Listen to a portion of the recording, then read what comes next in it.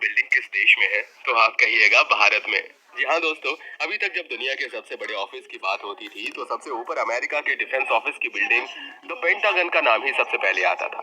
जी हाँ, उसके पास ही दुनिया की सबसे बड़ी ऑफिस बिल्डिंग होने का रिकॉर्ड था।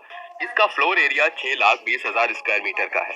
लेकिन आपको बता दें कि दुनिया की लार्जेस्ट ऑफिस बिल्डिंग की लिस्ट में अब द पेंटागन का नाम दूसरे प्लेस पर आता है, क्योंकि पहले प्लेस पर अब भारत में बना सूरत डायमंड बोर्ड्स का नाम है। जी हाँ दोस्तों, सूरत बोर्ड्स गुजरात के सूरत शहर में बनाया गया है। ये एक डायमंड ट्रेडिंग सेंटर है। 6,60,000 स्क्वायर के फ्लोर एरिया में बनी ये बिल्डिंग अब भारत ही नहीं बल्कि पूरी दुनिया की सबसे बड़े ऑफिस की बिल्डिंग है। आपको बता दें कि इस ऑफिस की चर्चा भारत के साथ साथ पूरी दुनिया में हो रही है। ये बिल्डिंग बहुत ही खास है क्योंकि इसके डिजाइन में एक नहीं बल्कि कई स्पेशल फीचर्स को ऐड किया गया है। उन सब पर आज हम चर्चा करने वाले हैं, तो चलिए शुरू करते हैं। दोस्तों, भारत के वेस्टर्न स्टेट गुजरात का शहर सूरत पूरी दुनिया में डायमंड के लिए जाना जाता है। भारत की फाइनेंस मिनिस्टर निर्मला सीतारमण के मुताबिक दुनिया में हर 15 से 14 हीरों की कटिंग और पॉलिशिंग इसी शहर में की जाती है। वहीं पर एक दूसरी रिपोर्ट के मुताबिक दुनिया के करीब 90% हीरो की कटिंग एंड पॉलिशिंग सूरत शहर में ही होती है। इसलिए तो इसे डायमंड सिटी ऑफ इंडिया कहा जाता है। ये शहर ताप्ती रिवर पर लोकेटेड होने के साथ साथ अरब सागर का एक इम्पोर्टेंट और बड़ा बंदरगाह भी है। अब इन सब खूबियों को अपने में समेटे होने के साथ ही साउथ गुजरात का एक इंडस्ट्रियल हब भी बना हुआ है। लेकिन इन दिनों सूरत के साथ साथ दूसरे कई देशों में चर्चा का विषय बना हुआ है। जी हाँ दोस्तों, और इसके पीछे वजह यह है कि यहाँ पर बना दुनिया का सबसे बड़ा कॉर्पोरेट ऑफिस, जिसे इसके ऑफिसेज कई साइजेस में बनाए गए हैं, जो कि 28 स्क्वायर मीटर से लेकर 700 स्क्वायर मीटर तक वेरी करता है। के बिजनेस से जुड़े सभी लोग जैसे कि पॉलिशर्स, कटर्स और व्यापारियों के लिए शानदार फैसिलिटीज को प्रोवाइड किया गया है।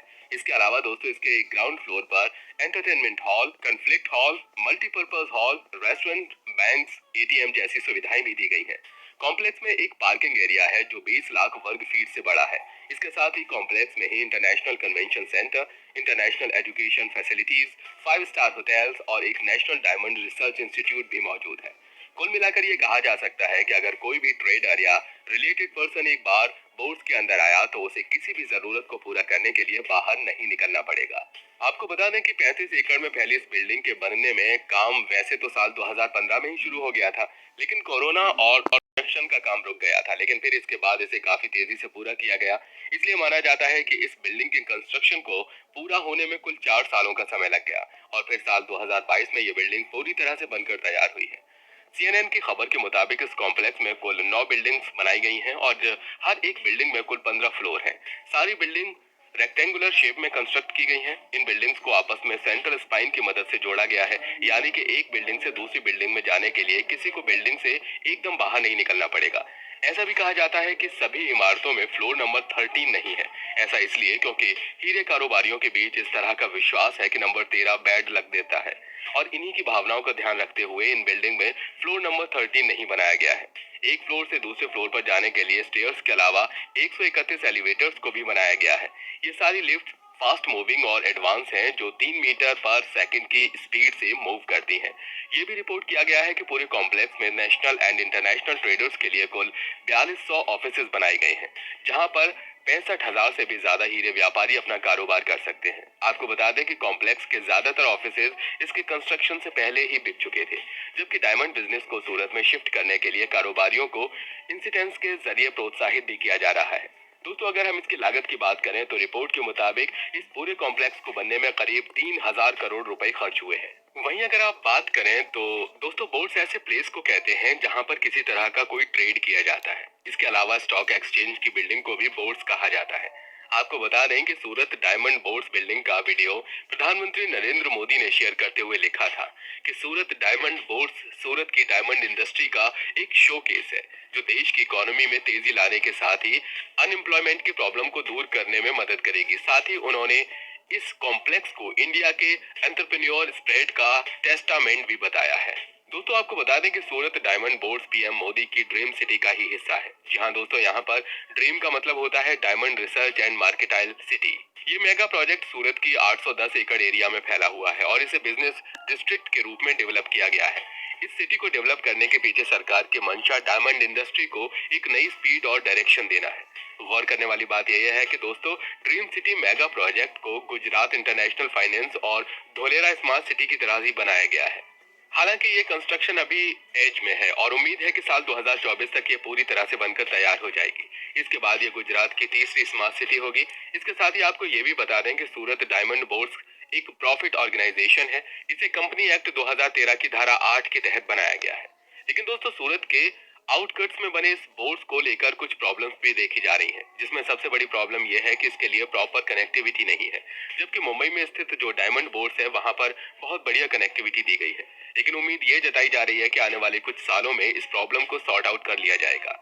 कॉम्प्लेक्स की दूसरी खूबियों की अगर बात करें तो पूरा कॉम्प्लेक्स ग्रीन बिल्डिंग सर्टिफाइड है। इसका मतलब होता है कि कॉम्प्लेक्स की प्लानिंग से लेकर इसके डिमोलिशन और पूरे प्रोसेस में इन्वायरमेंट का काफी ख्याल रखा जाएगा। दोस्तों कॉम्प्लेक्स के डिजाइन और कंस्ट्रक्शन के दौरान इस बात का पूरा ख्याल रखा गया है कि कूलिंग और दूसरे कामों के लिए कम से कम एनर्जी की खपत हो। एनर्जी सेविंग के साथ साथ रिसोर्सेज और वाटर लैंड को भी बहुत हद तक कंसिडर किया गया है। इसके अलावा सोलर पावर को यूटिलाइज करने का भी ध्यान रखा गया है। आपको बता दें कि हीरे दो तरह के होते हैं। एक तो नेचुरल जो सिर्फ खदानों से मिलता है और ये भारत में बहुत ही कम क्वांटिटी में अवेलेबल है। इसके लिए भारत दूसरे देशों पर डिपेंड रहता है। इसके अलावा हीरे लैब में तैयार किए जाते हैं।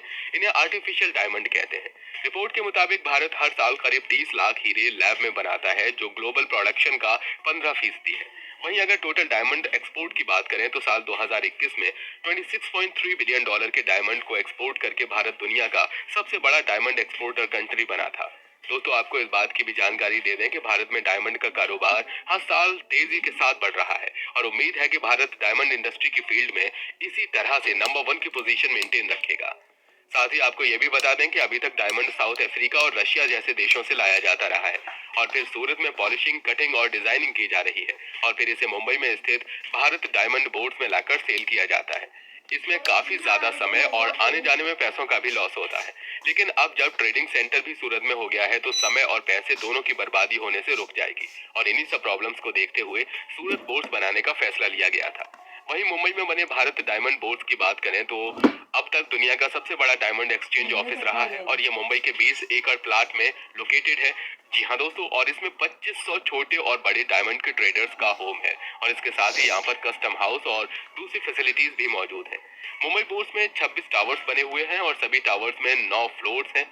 अभी तक भारत डायमंड बोर्ड में भारत का 98% डायमंड एक्सपोर्ट होता है। लेकिन दोस्तों भारत में डायमंड इंडस्ट्री का जिस तेजी के साथ विकास हो रहा है उसके हिसाब से मुंबई वाला डायमंड ट्रेडिंग सेंटर अब फिट नहीं हो रहा था और आने वाले समय में इसकी कैपेसिटी को लेकर प्रॉब्लम जरूर हो सकती थी और इसीलिए समय रहते ही भारत सरकार ने एक स्ट्रॉन्ग डिसीजन लिया जिसका रिजल्ट आज हमारे सामने है। सूरत डायमंड बोर्ड के रूप में दिख रहा है ये। और अब अगर भारत में डायमंड इंडस्ट्री की बात की जाए तो ये बहुत ही ब्रॉड और मजबूत है। इस बारे में आपकी क्या राय है हमें कमेंट में जरूर बताइएगा। साथ ही सब्सक्राइब करके बेल आइकन को प्रेस करना बिल्कुल मत भूलिए। फिर मिलेंगे आपसे एक नई वीडियो में, तब तक के लिए टाटा बाय बाय।